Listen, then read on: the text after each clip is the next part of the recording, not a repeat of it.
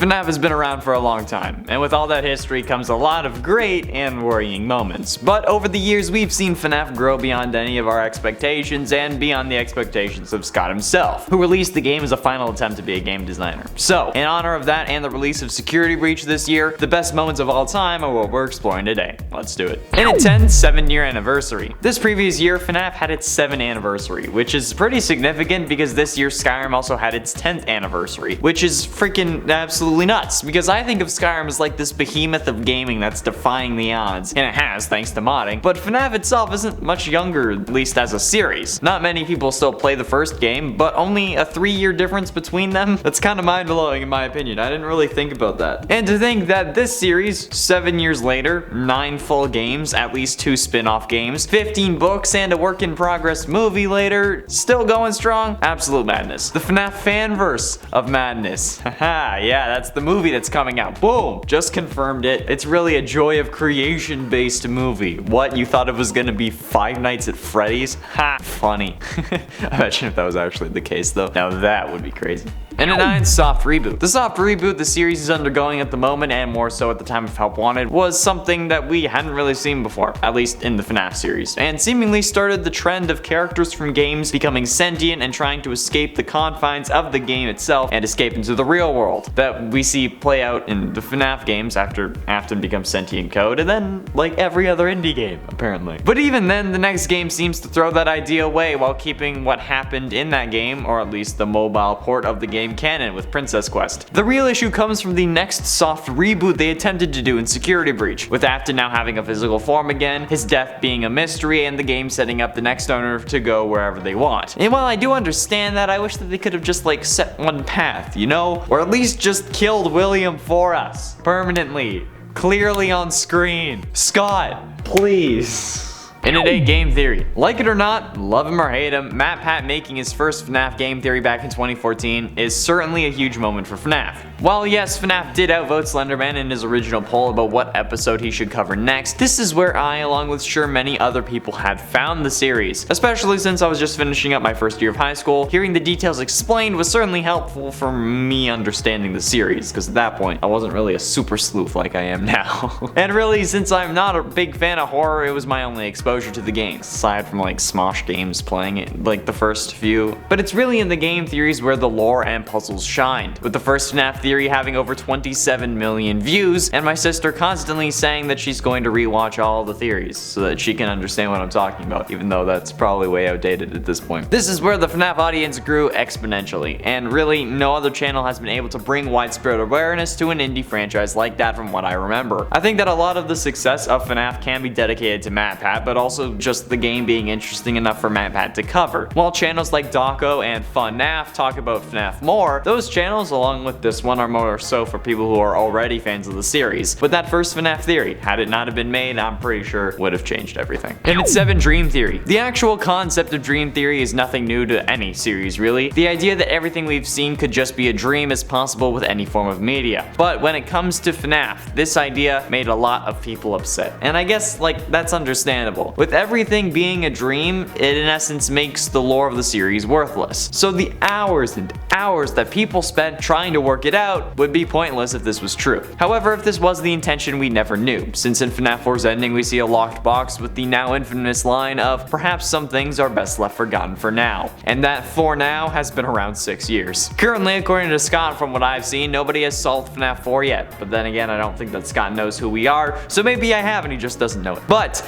with the game surrounding a kid in a coma who's experiencing nightmares after being chomped on by a seriously overpowered animatronic jaw, I think us getting the idea that this could be indicating everything was a dream is honestly a little par for the course at this point. We were so invested that we actually started scanning the source code of websites and found a real-world pizzeria with coordinates thanks to multiple 8s and 7s that were hidden around the source code. I still don't know if that was accidental or not.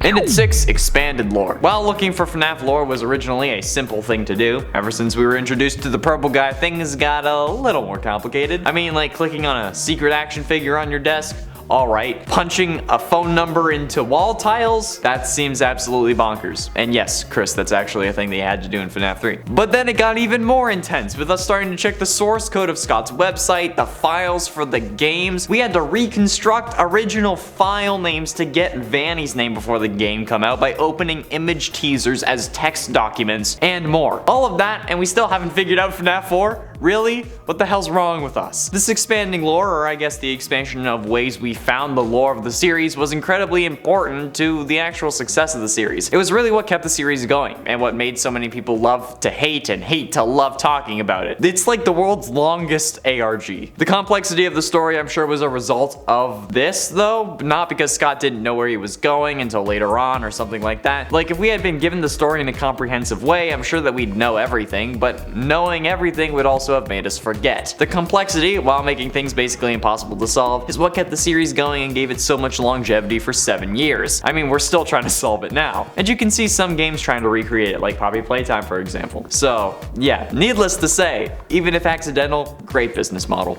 Halfway through into number 5, retirement. Scott Cawthon's retirement was actually pretty shocking, and while it may have been following controversy, according to Scott, it had nothing to do with the backlash he was getting over his political donations, which were partially made to anti-LGBTQ politicians, which many found offensive, given that a large portion of the FNAF fandom identifies as part of the LGBTQ+ community. However, he still stood by the fact that his retirement was not due to the controversy, and said it was really due to wanting more time with his family. Said he could make games for his kids, and even RPG games, even if he's horrible at them. His words, not mine. However, this is probably a hugely impactful moment, since after all, FNAF was Scott's series, and this left us wondering if Security Breach would even be released. But he assured us that FNAF would continue on, and now that Security Breach is out, Scott, I'm sure, is looking for a successor to the series amongst the people that he's actually worked with. It's not gonna be MatPat, it's not gonna be Daco or Markiplier, it's probably gonna be someone that he has worked with who knows the series well, like Andrea Wagner, co-author of the Fazbear Frights books, especially since they seem to be headed in that direction now with the introduction of the Blob and Security Breach. In it for 87 days. 87 days!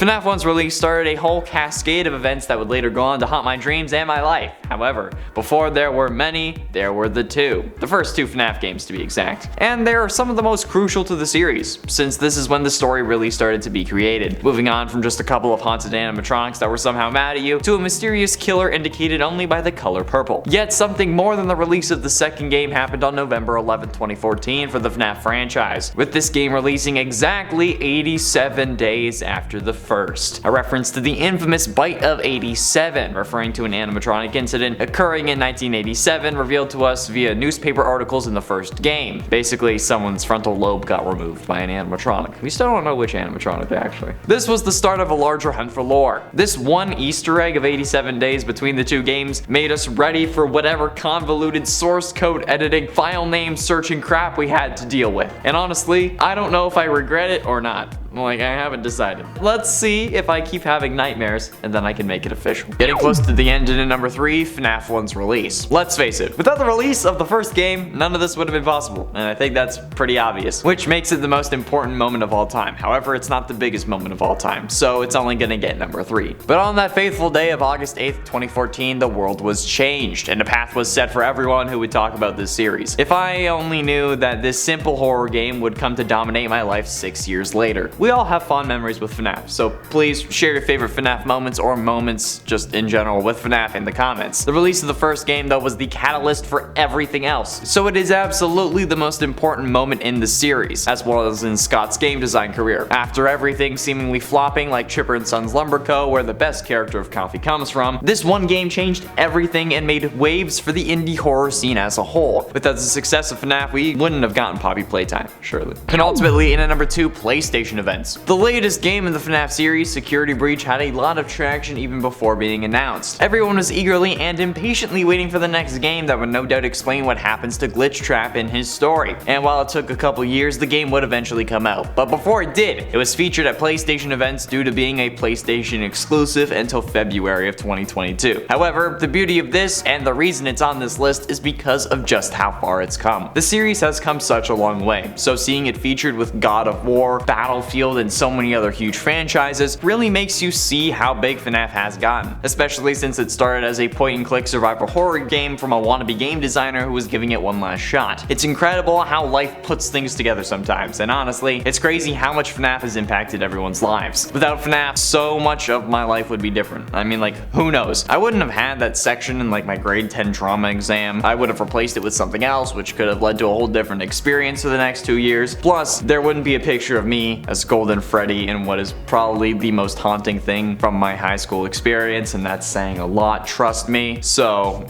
yeah. And finally, in at number 1, Security Breach. The release of Security Breach on December 16, 2021 was probably the biggest moment the series has had so far, with the game being featured alongside iconic series as previously mentioned. Plus, the amount of hype for this game and channels that I didn't even know knew what FNAF was still managed to play Security Breach. This game launch has been so huge, and FNAF as a series has just come such a long way from being point-and-click survival. So just as Fazbear Entertainment has grown, so has the series and Scott himself, able to release bigger and better games than ever before, especially this one of the most anticipated gaming sequels like ever, at least based on search statistics. And while the game may have been delayed, it was delayed so that they could make it even bigger and better, and they've made an incredible game, aside from all the god glitches. With 9 games in the series, honestly, they could end it here and still provide countless people with pleasant memories and this channel with more content. It's been an incredible ride and incredible to watch. The first game released the summer after my freshman year of high school, and for 7 years I've grown along with this series. And there's really very few games like that, and I think that's what makes FNAF so special. That's all the time we have for today, friends. Thank you all so much for watching. I have been and shall remain Connor Monroe, and I'll see you next year.